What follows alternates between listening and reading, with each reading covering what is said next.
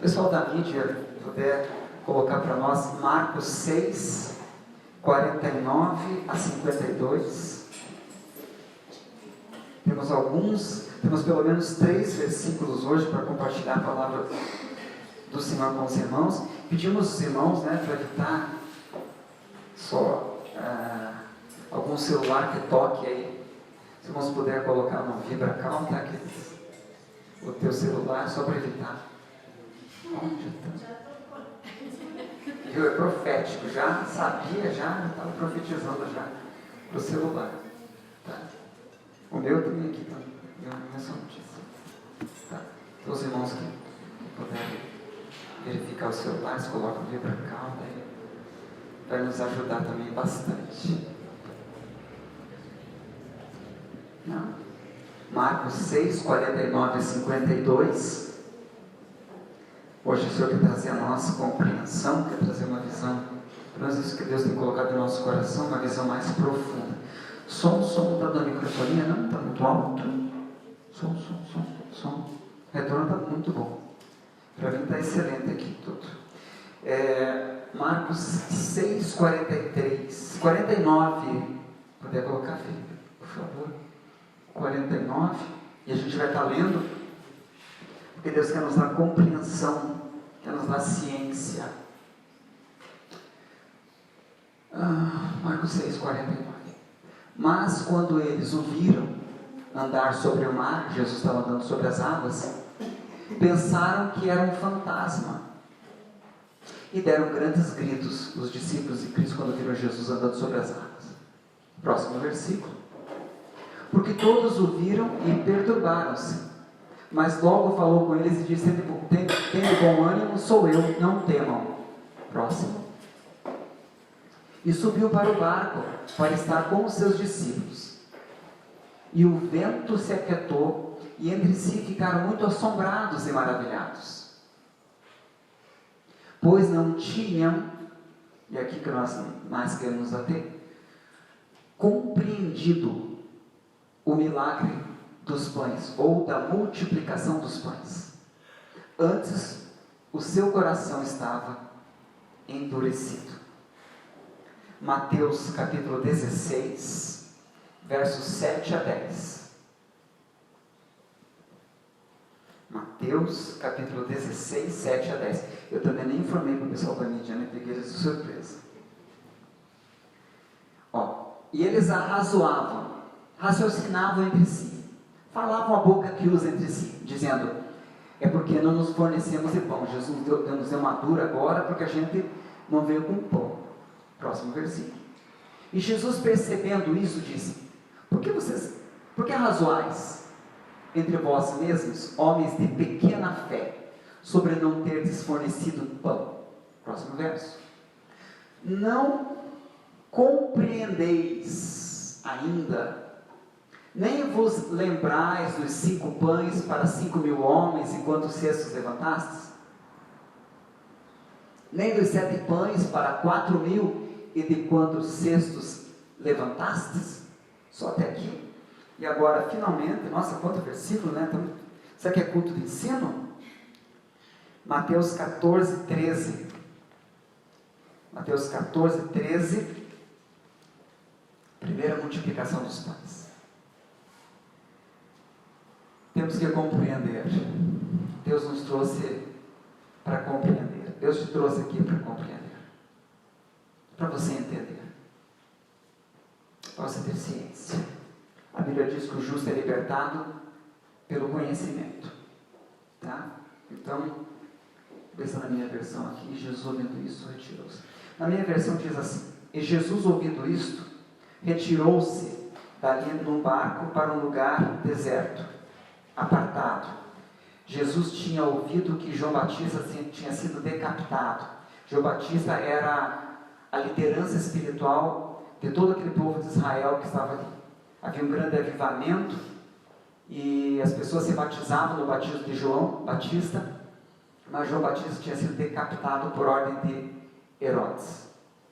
E o povo estava numa situação muito ruim. Daí, verso 13, Jesus ouvindo isso, retirou-se dali num barco para um lugar deserto, apartado, e sabendo o povo, seguiu-se a pé o povo desde as cidades. E Jesus, saindo, viu uma grande multidão, e, possuído de íntima compaixão para com ela, curou os seus enfermos. Verso 15. Sendo chegada a tarde, os seus discípulos aproximaram-se dele, dizendo: o lugar é deserto, a hora é avançada, despede a multidão, para que vão pelas aldeias e comprem comida para si. Jesus, porém, lhes disse: não é mister que vão, dai-lhes vós mesmos de comer. Então eles lhe disseram: não temos aqui senão 5 pães e 2 peixes.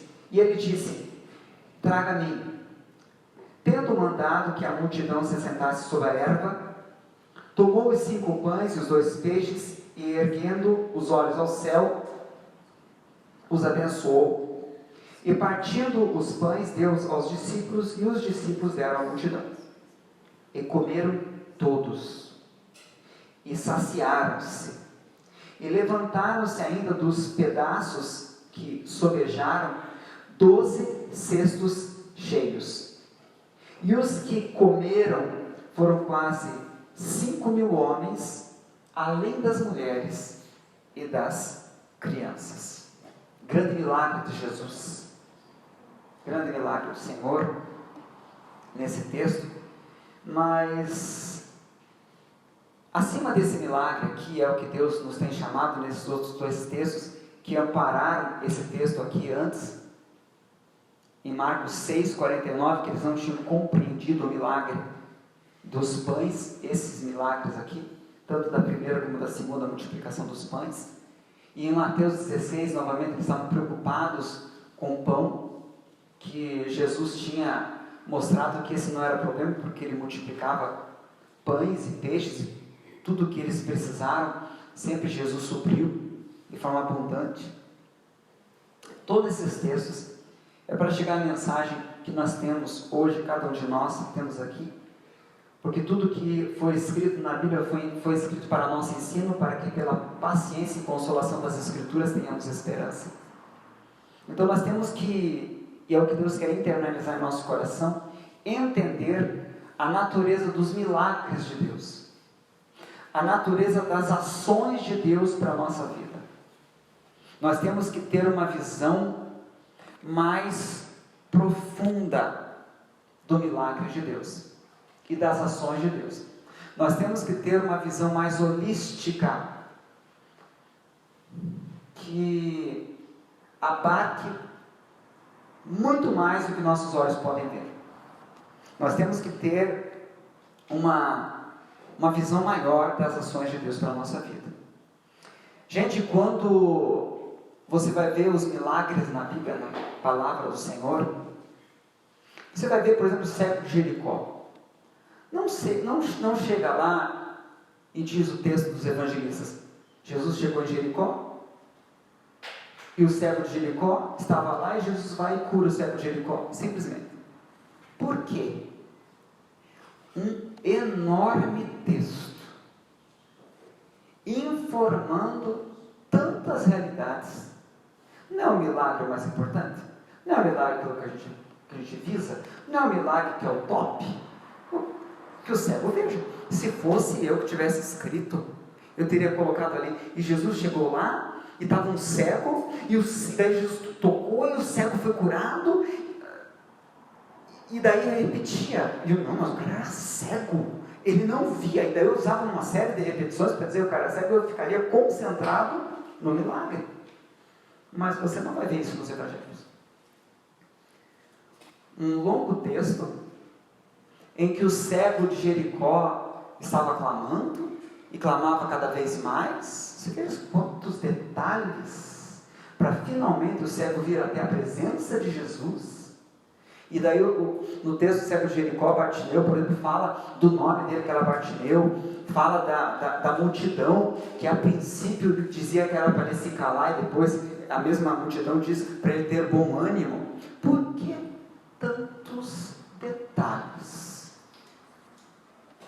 Por Porque quando você vai ver qualquer dos milagres do Senhor, a mulher cananita, por que aquela mulher passou por situações tão vexatórias com o mestre? Que a princípio ela chega dizendo: Senhor, a minha filha está miseravelmente endemoniada, venha, me ajude. E Jesus resiste a ela, e o texto parece que fica enrolando, porque começa a dizer que Jesus resiste a ela, e ela insiste com Jesus, Jesus a humilha mais ainda, daí ela continua e persevera. Para que tantos detalhes? Para que tantos detalhes? Por que sempre quando o Senhor vai operar algum milagre, algum fato na Bíblia, há tantas nuances que são colocadas, mostrando o elemento humano, mostrando as ações divinas? Parece que o centro não são os milagres. Parece que o centro das narrativas da Bíblia não são os portentos que Deus faz, que Deus realiza. Antes, durante e depois de cada milagre, há ensinamentos preciosos. O coração de Deus é descortinado. A natureza humana é exposta. Em cada um dos milagres, as ações humanas são colocadas como que em letras garrafais, ou seja, Deus está querendo nos mostrar que existe algo muito para além dos milagres. Deus está dizendo para nós também que o milagre é muito mais do que nós imaginamos. Talvez você hoje veio aqui pensando em tua luta financeira, talvez a luta com os teus filhos, talvez os problemas na tua empresa, talvez tantas pessoas dependam de você, talvez você tenha problemas físicos, problemas familiares profundos, e você tem o Espírito de Deus que fala focado na circunstância, e você vem pedindo a Deus uma realidade, uma saída, um escape, uma bênção para aquilo que está diante dos teus olhos. Senhor, eu estou doente. Ou Senhor, eu estou com um problema na minha empresa. Ou Senhor, eu estou com um problema financeiro. Ou Senhor, eu estou com um problema assim e assado. E você tem focado. E o que o Senhor está dizendo para mim e para você hoje, que só isso não vai bastar.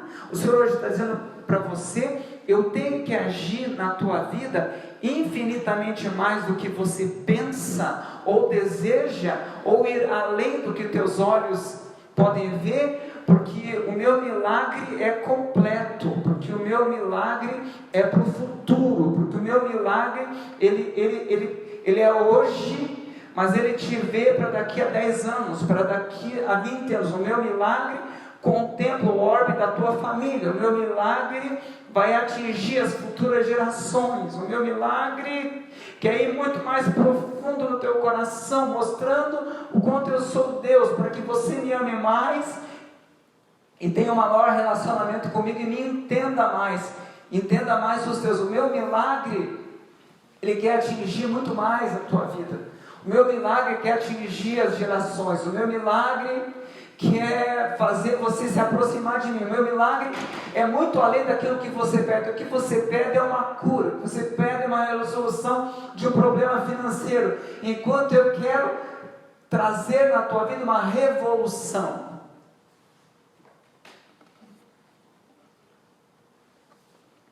O fim que Deus tem para a tua vida é muito superior.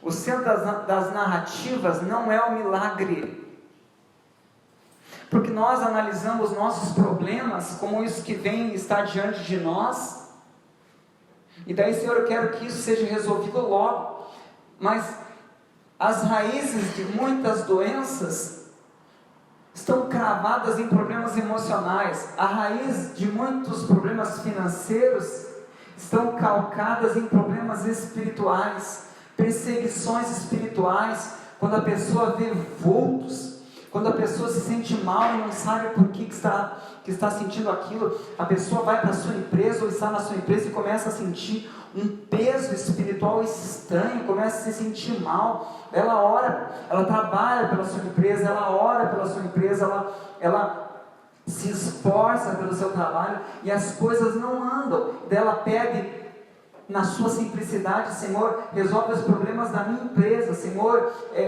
eu estou dizimando, Senhor, eu estou orando, Senhor, eu estou fazendo a coisa certa, Senhor amado, e os problemas da minha empresa. E daí Deus quer vir com uma bênção sobre a empresa, mas que tenha um caráter espiritual libertador, para que tenha um caráter espiritual não somente para a pessoa, para o empresário, para a pessoa que está trabalhando, para aquela pessoa que está pedindo aquilo, mas o Senhor tem algo mais profundo, algo maior, até porque os nossos problemas é o desembocar de muitas realidades.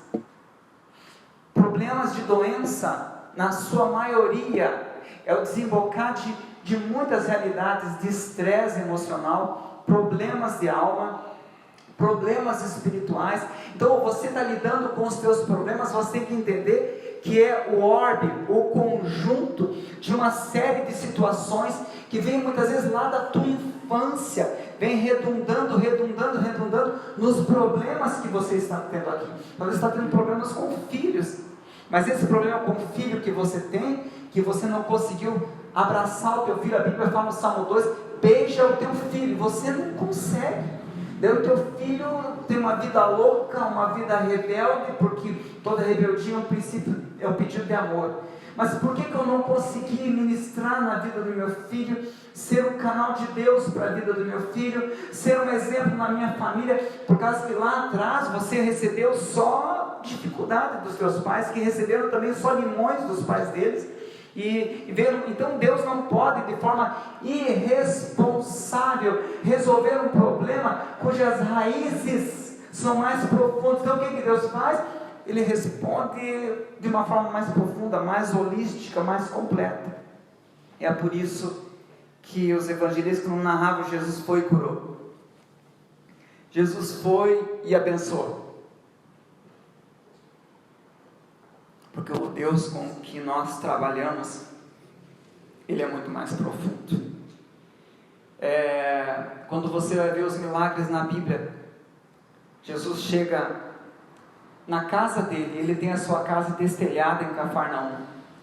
E quando Jesus olha para cima, destelha a sua casa, e é içado até ele um homem que estava paralítico por 4 amigos. Aquele texto é tão longo em todos os evangelhos. Mostram a disposição dos amigos, mostram o fato dos amigos, diante daquela multidão, não se abaterem com aquilo.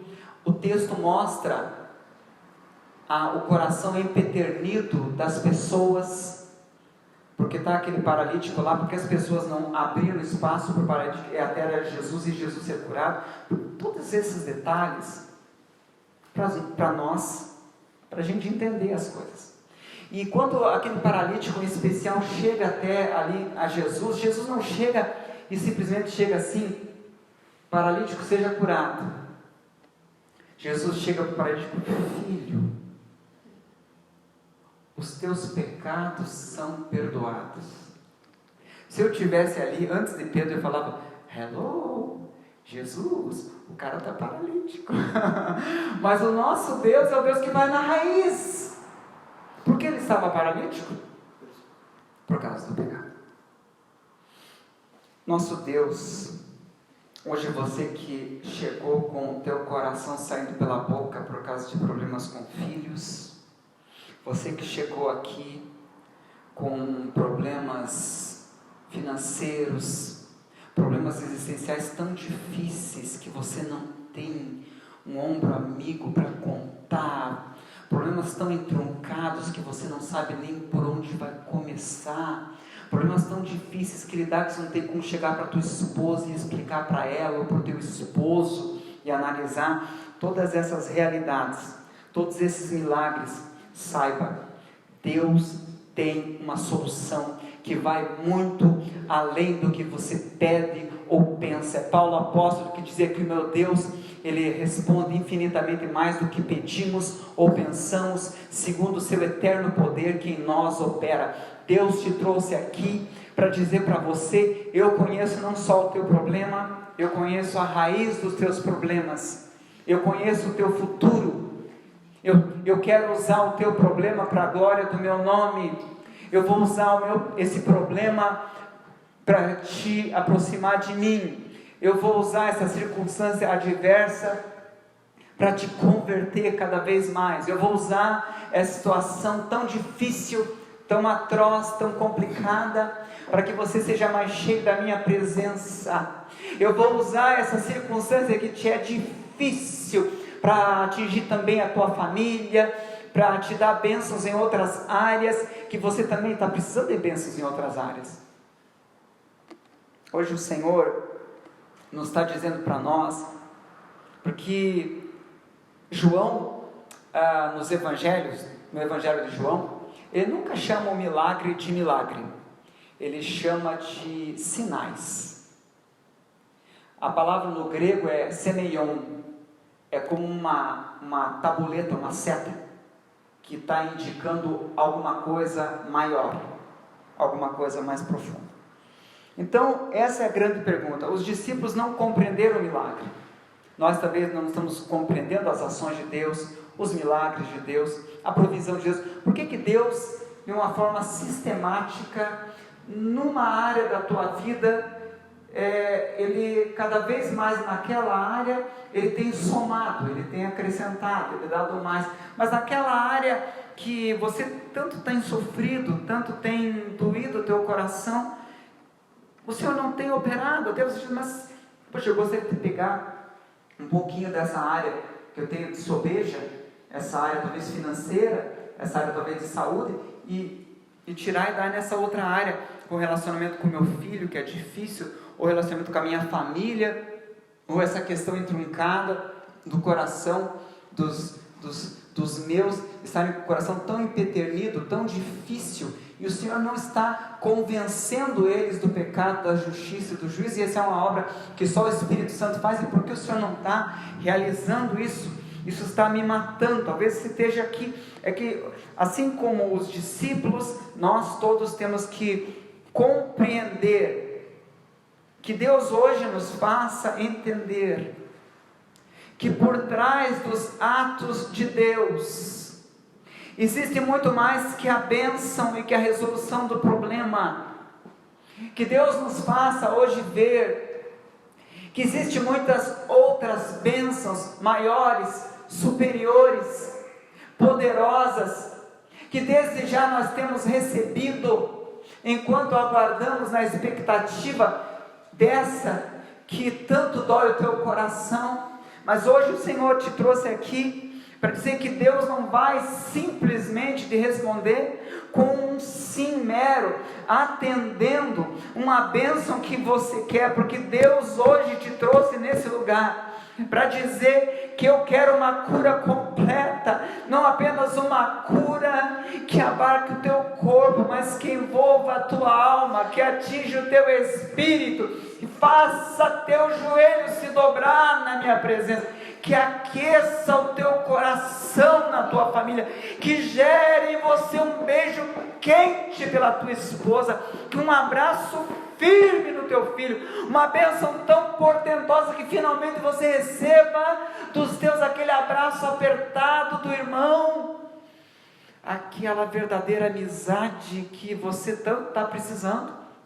Hoje o Senhor está dizendo que a bênção que o Senhor tem é muito maior, e que por trás de cada ato que Deus está fazendo na minha e na tua vida, tem muito mais do que aquilo que nós podemos observar. Deus está vendo a tua situação, Deus está vendo a tua luta, Deus está vendo a tua dor, Deus está vendo como Paulo apóstolo, não é? No espinho na carne, 3 vezes orei ao Senhor para que o espinho na carne saísse. porque ele orava e disse, Paulo apóstolo, que vinha um emissário de Satanás como que um demônio para esbofetear. Pode um demônio esbofeteando uma entidade das trevas chegar no teu lar, te divisar do teu filho, por exemplo? Ou vir uma entidade das trevas te gerar uma doença, ou atingir áreas específicas da tua vida? Pode vir alguma coisa boa disso? Paulo apóstolo 3 vezes orou, Senhor, tem um demônio, está espinho na carne, está atingindo o meu corpo, e 3 vezes ele orou indignado por isso. Daí veio a resposta divina: a minha graça te basta, porque o meu poder se aperfeiçoa na fraqueza. Paulo então daí entendeu a bênção reflexa, a bênção indireta de Deus. Ele diz, de bom grado me gloriarei nas minhas tribulações, para que em mim habite o poder de Deus. Se eu tenho uma tribulação por fora, Deus está de alguma forma transformando em bem, porque essa tribulação que está atingindo a minha carne, está redundando em cada vez habitar em mim a presença de Deus. De bom grado me gloriarei nas minhas tribulações, nas minhas angústias, nas minhas necessidades, por amor de Cristo, porque quando eu sou fraco, então eu sou forte. Deus hoje diz para você: eu sei o que eu estou fazendo na tua parentela, essa mexida que eu estou dando, esse transporte que eu estou dando, colocando um lá, outro acolá, outro acolá, outro do outro lado, parece que um divisando sem nenhum se entender. Eu sou o Deus que faço o caminho na tormenta. O nosso Deus não precisa de boas condições para realizar um milagre. Quando não tinha nada, Ele disse: haja luz, e houve luz. Hoje o Senhor está dizendo: se concentre em mim, se concentre na minha pessoa. Não olhe tanto para os problemas, não olhe tanto para aquilo que você tem em termos de condições. O Senhor está dizendo: olhai para mim e vivei. Como diz os Salmos, olharam para Ele e foram iluminados, os seus rostos não serão confundidos. Hoje o Senhor está dizendo: olhe para mim. Você está olhando para as circunstâncias, olhe para mim, porque eu posso todas as coisas. Há algo por trás que você não está entendendo. Há algo por trás que Deus está fazendo, e você não está compreendendo o amor de Deus. Sabe, quando Daniel estava para ser lançado na cova dos leões, ele podia muito bem ter pensado, à medida que se aproximava de uma cova com mais de 30 leões que ficavam uma semana famintos, para que a pessoa que fosse jogada ali, uma forma cruel de matar, a pessoa fosse despedaçada. E Daniel estava indo para essa cova simplesmente porque não tinha negado o nome do Senhor e adorava o seu Deus. Ele não tinha feito nada de errado. Ele podia: Senhor, eu faço como nós muitas vezes pensamos assim, não é? Senhor, eu venho na tua casa, Senhor, eu dou o dízimo. A gente está quase escorregando no farisaísmo, né? O fariseu que dizia: Senhor, eu dou o dízimo até da hortelã. Às vezes a gente escorrega, né? A gente procura fazer tudo certinho. Por que o mal vem nos atingir? Daniel podia pensar assim. Ele vai para aquela cova, ele é obrigado a descer na cova, como talvez você aqui foi obrigado a descer numa cova de leões. Talvez os leões sejam a tua família, talvez seja os leões sejam lá na tua empresa, que todo mundo quer puxar o teu tapete. Talvez tantos leões, onde você vai tem leão. Sabe o que isso significa? Que você é Daniel. Você nunca tinha pensado nisso. Talvez Deus esteja mostrando isso. Quando Daniel cai naquela cova sem poder entender muita coisa, as ações de Deus, porque Deus tinha permitido isso? Passa uma noite inteira em boa companhia. Mais de 30 leões famintos. Dario, o rei, que o lançou lá, chega e fala com o seu coração doído, porque ele amava muito Daniel. Ele foi enganado, e ele chegava assim na boca da cova e falava: Está tão silêncio, né? Os leões não rugiram. Daniel, porventura, o teu Deus, a quem você serve, te livrou? Ó rei, não tema, rei, porque o meu Deus viu a inocência em mim e me livrou da boca dos anjos. Ele veio com seu anjo, o anjo do Senhor, uma figura teofânica de Jesus, e fechou a boca dos leões. Sobe Daniel da cova. Por que o mal vem nos atingir? Porque Deus quer além, irmãos. Quando Daniel sobe, a Bíblia no Salmo 91 diz: livrá-lo-ei e o glorificarei. Deus não tem só livramento. Você quer o livramento, e Deus tem glorificação, porque nosso Deus sabe que Ele precisa ir mais profundamente na tua vida. Uma cura não vai te resolver, uma cura física não vai curar os problemas relacionais que você tem com o teu filho. Um problema financeiro resolvido não vai unir tua família, porque as coisas que a tua família precisa vão além do Mastercard. Deus sabe que uma resolução meramente superficial dos problemas que você vivencia não tem o condão de atingir as demais áreas, porque você sofre em diversas áreas da tua vida, mas o teu Deus hoje diz que Ele vai na tua vida muito para além do que as meras bênçãos que você tem pedido a Ele. Oh meu Deus, que Deus nos dê graça para compreender, que Deus nos dê graça e joelhos para compreender, Senhor, para compreender, Senhor, que as nossas lágrimas estão caindo no seu odre, Senhor, e as nossas orações são tão preciosas que são colocadas como que num jarro eterno nos céus, carregado por anjos até a tua presença. Quem somos nós para que o Senhor nos lembre das nossas vidas? Porque somos, Pai, menores que os anjos, mas de glória e honra Tu nos coloca, Senhor. O Teu sangue foi derramado por nós. Por que, Senhor, nos preza tanto, Senhor?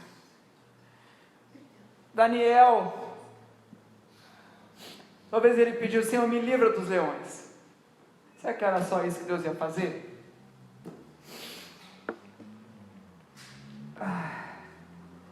Será que era só isso que Deus ia realizar? Dario, ele manda um decreto.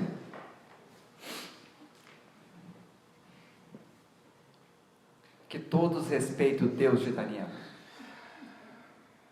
Daniel, agora você vai ser governador. Que seja feito um edito acerca do Deus de Daniel, e toda aquela nação inteira estava glorificando o Deus de Daniel, estava sendo evangelizada pelo Deus de Daniel.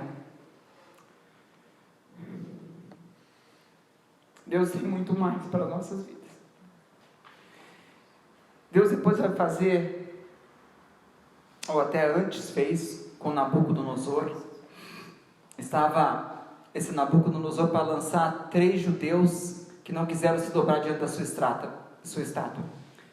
Ananias, Misael e Azarias, que eram chamados de Mesaque, Sadraque e Abdenego, mais famoso o nome deles, né? Eles iam ser lançados na fornalha, e eles iam ser lançados exatamente por serem fiéis a Deus, não por serem infiéis. É duro na nossa vida.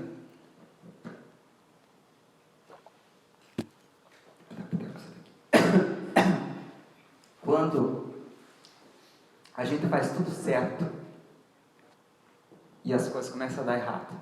Os irmãos estão me ouvindo? Então, você faz tudo certo e as coisas inexplicavelmente dão errado. Mesaque, Sadraque e Abdenego, diante de uma fornalha aquecida 7 vezes, porque não negaram o nome do Senhor. Vai entender por que Deus permite que o mal atinja os bons. Porque nós somos muito bonzinhos. Nós somos as figuras mais maravilhosas. Como é que pode alguma coisa ruim acontecer com a gente?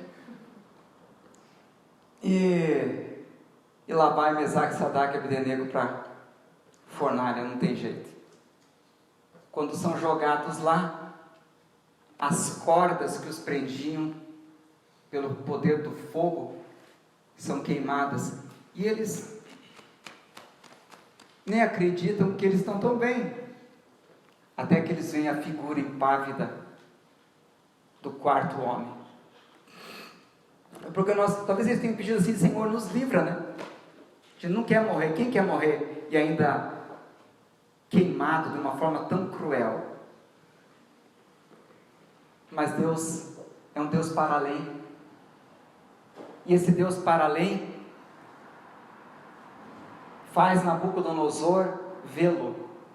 O rei que tinha lançado Mesaque, Sadraque e Abdenego na fornalha, ele chega e: nós não lançamos 3 homens, porque eu vejo um quarto, e o rosto dele é como o filho dos deuses. Deus queria evangelizar Nabucodonosor. Aqueles 3 jovens saem de lá, se tornam governadores em suas províncias. Nabucodonosor começa a dizer para todo mundo que o Deus de Mesaque, Sadraque e Abdenego é o Deus verdadeiro. E é exatamente essas vertentes que acontece com esses 3 jovens, o que acontece com Daniel, que era companheiro deles, que era o plano mais futuro de Deus. Tocar em tantos reis, para que um dia Ciro mandasse o povo do Senhor, saído do cativeiro, reconstruir o templo a esse Deus. Tinha um plano muito mais futuro.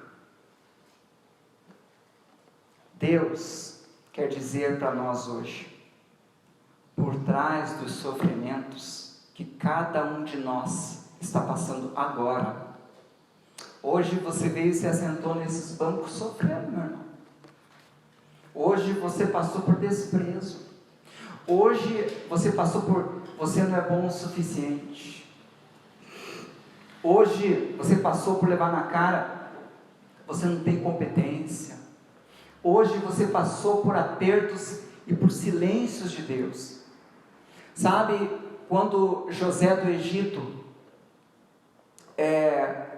foi tirado da casa dos pais dele com 17 anos, foi colocado numa cova por inveja dos seus irmãos no deserto. Ele falou: Senhor, eu nunca cometi pecado, Senhor, eu nunca errei, nunca falhei, só ajudei meu paizinho, só fiz coisas boas. Por que, Senhor? Não, mas meus irmãos vão tirar daqui, meus irmãos estão com inveja de mim, mas eu vou sair daqui, né? Daí ele é tirado da cova, finalmente. Não, daí ele é vendido como escravo para árabes, os ismaelitas, e é levado para o Egito, longe do pai, longe da mãe. Daí não, mas ele pediu: Senhor, meu Senhor vai me tirar dessa, né? Daí ele é vendido para a casa de Potifar, no Egito. Não, mas o Senhor vai me tirar dessa, né, Senhor? Tenho certeza que ele pediu tudo: Senhor, tudo que eu quero é voltar para a casa dos meus pais, e está tudo bem. Depois meus irmãos vão ver o que é bom para tosse. Mas a mulher de Potifar põe os olhos em José, o acusa que ela foi seduzida por ele, ele se torna presidiário na penitenciária do Egito.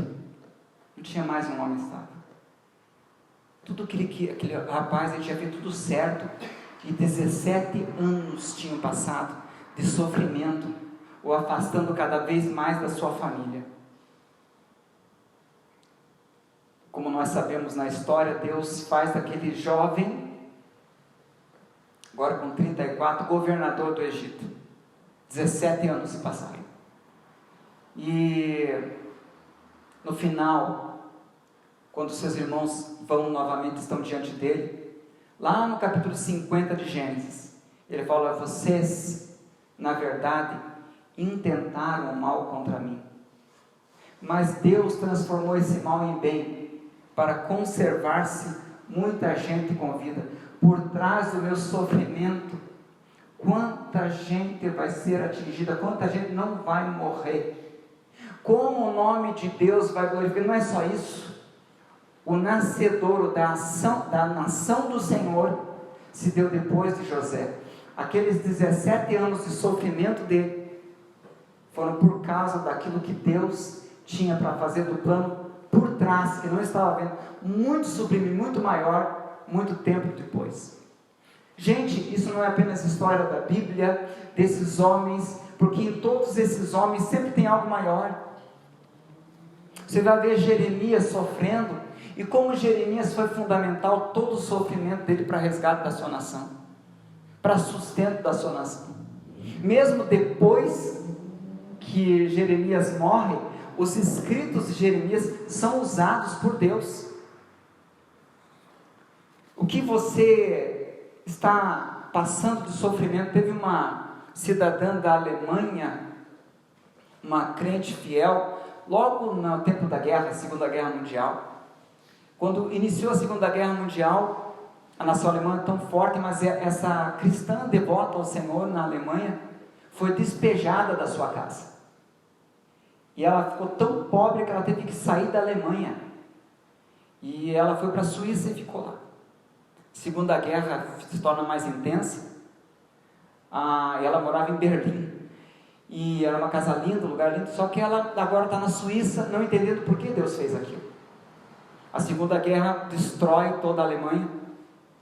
Teve no final da guerra, Berlim é bombardeada com todas as bombas possíveis, a ponta do ar se tornar em fogo. Foi quase como se fosse uma explosão nuclear lá em Berlim. Se ela tivesse ficado lá, completamente destruída seria. Ela depois orava a Deus agradecendo, entendendo que por trás do despejo estava a preservação da sua linhagem e daquilo que Deus tinha ainda com propósito na sua vida e nos seus. Hoje Deus diz, não, você tem perdido tantas coisas. Sabe, você tem sido envergonhado, e aí você diz assim, Senhor, por que eu tenho sido envergonhado? Você tem sido envergonhado, porque o Senhor quer na tua vida uma glorificação futura, que não atinja somente você, mas atinja muitos outros dos teus. Porque você está sendo menosprezado hoje? Porque não é só para você ser atingido, é para os teus serem atingidos, é para resolver essas tão difíceis questões que nem você sabe pedir para Deus. Hoje seja sincero, você sabe como resolver os problemas que você está tendo mesmo? Você saberia mesmo pedir a Deus? Mas o Senhor sabe, e é por isso que por trás tem muito mais que Deus está fazendo. Nada julgueis antes do tempo. Hoje o Senhor fala para nós, o Senhor fala para nós o que Ele falou para os discípulos: o que eu faço agora vocês não compreendem, mas vocês vão compreender depois. E a grande pergunta central, que é o cerne dessa mensagem: o que os discípulos deveriam ter compreendido acerca dos milagres do Senhor e não compreenderam? E nós temos que compreender com base no milagre da multiplicação dos pães de Mateus 14:13. Primeiro, Jesus é cheio de sentimentos afetivos e amorosos por nós. É no capítulo 14, verso 14, que fala: Jesus viu uma grande multidão e, possuído de íntima compaixão. Sabe o que é possuído? É uma pessoa que é movida. Esse termo possuído é algo que era mais forte que Jesus. É o que o evangelista fala.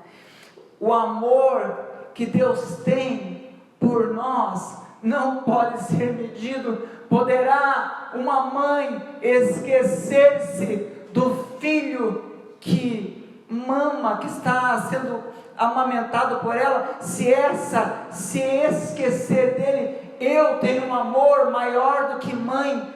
De ti não me esquecerei. Porque nas palmas das minhas mãos, onde estão os cravos, te tenho gravado. Você não pode medir, mensurar o amor de Deus.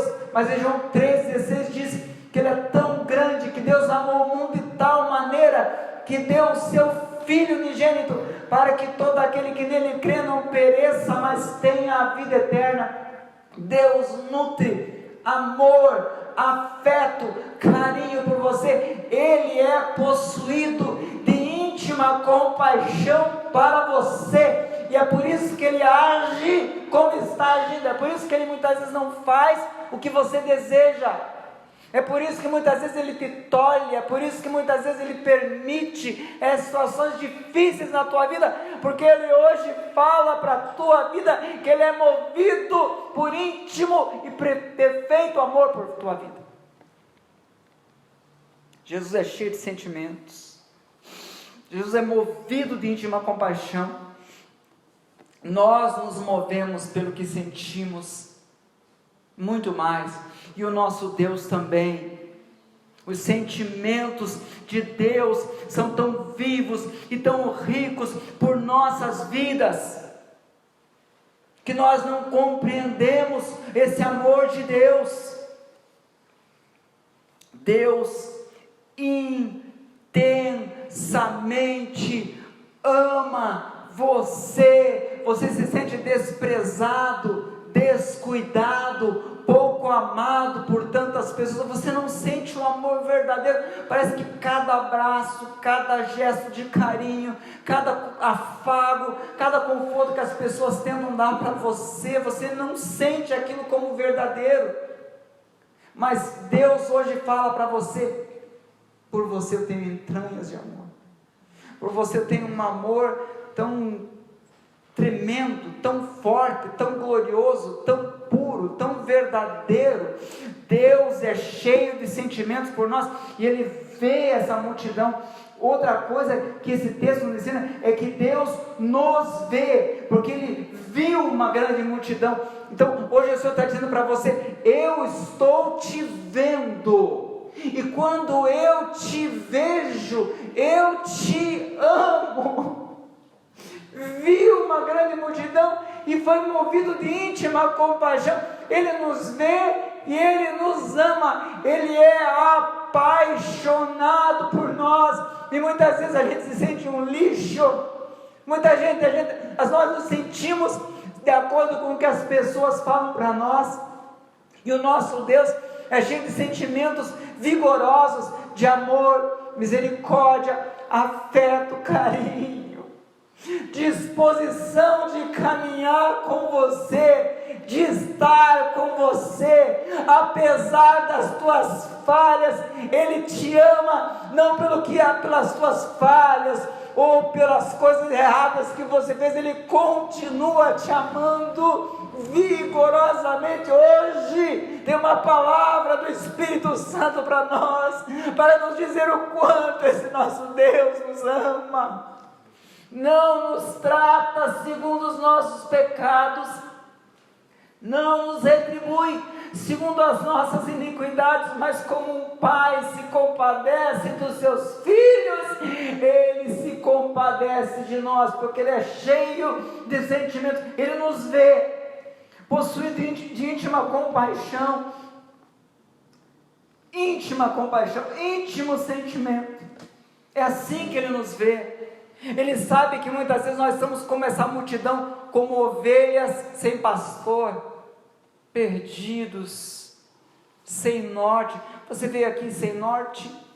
Você veio aqui precisando de uma bússola? Eu gostaria de existir uma bússola que apontasse o coração do meu filho. Eu gostaria que existisse uma bússola que me guiasse nesse Brasil tão conturbado, para eu ter uma área financeira com mais paz. Hoje a resposta de Deus para mim e para a tua vida: Jesus é cheio de sentimentos maravilhosos. Ele está nos vendo. O texto aqui encerra a ideia também, que como a presença de Jesus é suficiente. Nesse texto aqui, quando Jesus chega para os seus discípulos e fala: é para vocês darem de comer para essa multidão. Eles disseram assim: nós não temos aqui dinheiro para isso. Nós não temos, talvez alguém faça alguma doação, mas o Senhor pregou até tão tarde que todos os mercados já fecharam. Nós não temos nenhuma pessoa. Os discípulos foram atrás de pessoas, atrás de recursos, se bateram atrás de dinheiro, e o Cristo estava ali. Porque eles não chegaram já a princípio e falaram: Jesus, nós não temos como. Por que você, na força do teu braço, você está lutando tanto, sem ter dobrado os teus joelhos? Por que você está usando tanto os braços e tão pouco os joelhos? Por que você está usando tanto a boca para falar com os teus, tentando convencer tanta gente, e tem dobrado tão pouco os teus joelhos? Por que você está usando todas as partes do teu corpo, correndo atrás de apagar um monte de incêndio na tua família? Tem foco de incêndio no coração do teu filho, tem foco de incêndio no coração do teu pai, da tua mãe, do teu esposo, tem foco de incêndio na família, no trabalho, nos clientes, e você tenta usar todas as partes do teu corpo como um bombeiro para apagar tantos incêndios. Isso está te consumindo, e o Senhor diz: só uma parte do teu corpo você deve usar, e são os joelhos que se dobram, porque o Senhor só faz, nós só vamos conseguir fazer com resultados eficientes através de Cristo, não sem Ele. Os discípulos foram atrás de dinheiro. Dinheiro não é a ponte para o sucesso. Eles foram atrás de outras pessoas, talvez alguém que possa ter alguma doação. Você está muito focado em pessoas. Mas hoje o Senhor diz: não faça como os discípulos que não compreenderam o milagre. O teu milagre se chama Jesus. Jesus! E se Ele tem sentimentos maravilhosos por nós, e se Ele nos vê, a sua presença é suficiente. E sua presença é tão suficiente que os discípulos focaram nas pessoas como solução aos problemas, no dinheiro como solução para comprar pão e dar pão para aquela multidão, e eles não focaram em Jesus, que tinha planos muito mais surpreendentes. Jesus pega: o que vocês têm? Tinha um lanche de um menino, 5 pães, peixes, 2 peixes, coisa pequena, dava para um lanche de uma pessoa. Trouxeram até Jesus. Jesus pega, dá alguns pedaços para os 12 discípulos daquele pão. Beleza. Daí eles vão aos grupos. João diz que eram grupos de 50 e 50 que se sentavam. Daí chega lá em grupos de 50, como aqui, acho que não vai ter problema com microfonia, e pegava aquele pão, dava para eles, dava para eles, dava para eles, e assim eles iam. Grupo de 50. Outros discípulos estavam no outro grupo de 50. Mas daí quando eles deram aquele pão, o pedaço do pão ainda estava na mão. Querem mais pão? Queremos. Daí começava de novo naquele grupo de 50, a ponto de: não quero pão, não aguentamos mais comer. E o pão estava ali. Daí eles começaram a pegar os pedaços e colocar nos cestos, até encher 12 cestos cheios. A multidão estava satisfeita. 12 cestos cheios sobraram, representando as 12 tribos de Israel, e o povo poder levar comida até para casa. Que forma surpreendente de Deus. Nós estamos muito cartesianos. Você está fazendo conta, 2 mais 2 é 4. E o Senhor Deus diz para nós: eu sou o suficiente. E quando a minha presença está no local, que é suficiente, sobra 12 cestos cheios. Eu quero te surpreender. Eu quero para além do milagre, fazer um milagre acerca da tua fé, da tua espiritualidade, porque adianta ter uma cura que não vai curar a tua família, que adianta ter uma posição financeira mudada, se o coração dos teus ainda continuam tão afastados da minha presença. Hoje o Senhor está dizendo que Ele tem uma visão aérea, Ele está vendo cada um dos teus familiares, Ele está vendo os teus filhos, Ele está vendo toda a tua parentela, Ele está vendo os desorientados, Ele está vendo a multidão, porque o texto diz que Ele vê a multidão, Ele não vê apenas um. O texto diz que Ele viu uma grande multidão, Ele vê a grande multidão da tua família, Ele vê a grande multidão da tua posteridade, Ele vê a grande multidão no teu trabalho, Ele vê a grande multidão da sociedade brasileira.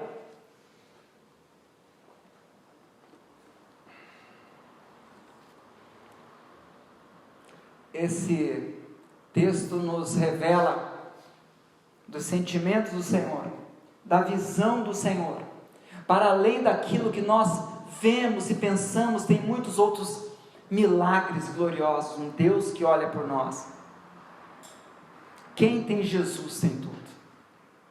Eles não tinham dinheiro, eles tinham circunstâncias adversas, porque Judas fazia o caixa 2 e os discípulos nunca tinham dinheiro.